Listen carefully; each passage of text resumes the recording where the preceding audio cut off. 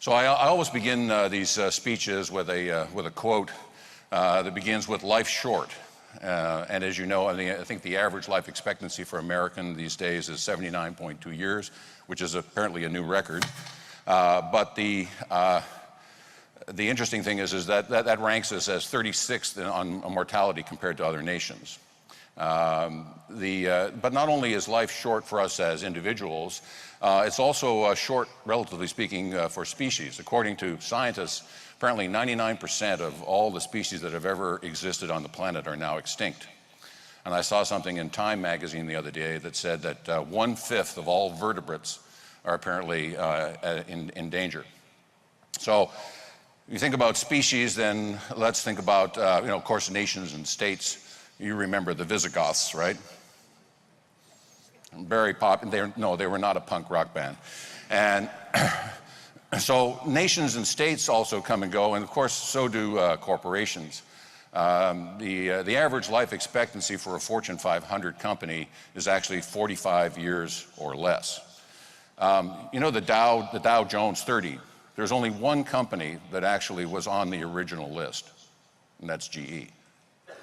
So when you think about the mortality of individuals, you also need to think about the mortality of corporations and how can we improve their longevity. The second part, of course, is art long. The art of surviving and thriving in turbulence and uncertainty is as old as mankind itself. And of course, from the time of the caveman, from the time they began to draw or scratch drawings on the walls of the cave, that's what they've been trying to figure out. That's what we're all trying to figure out, how to survive and thrive. Opportunity is fleeting. Excuse me. You've all heard of Usain Bolt, one of the fastest men alive. It was interesting we think that, as time advances, so do we, and that we continue to evolve. But what's interesting is that probably in the last couple of years ago, I think Australian anthropologists found fossilized footprints in the mud of an ancient lake. And they looked at and calculated how fast they were running. And they were actually running faster than Usain Bolt runs on a cinder track. And they were actually accelerating in the mud.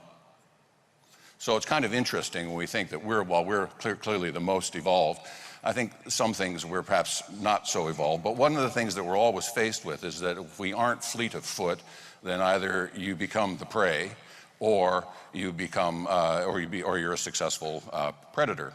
Now, the challenge, of course, is how do corporations not only seize opportunity but also create them? And I think that's one of the real challenges, and we'll try and talk a little bit about that today. This is probably the most interesting part of the quote for me, at least, is that experience is misleading. What was once the recipe for success can almost overnight become the recipe for disaster, because success tends to breed a sense of complacency.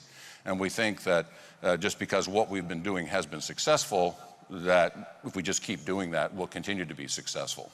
And obviously, experience has proven that to be misleading. And the last one, of course, is that judgment is difficult.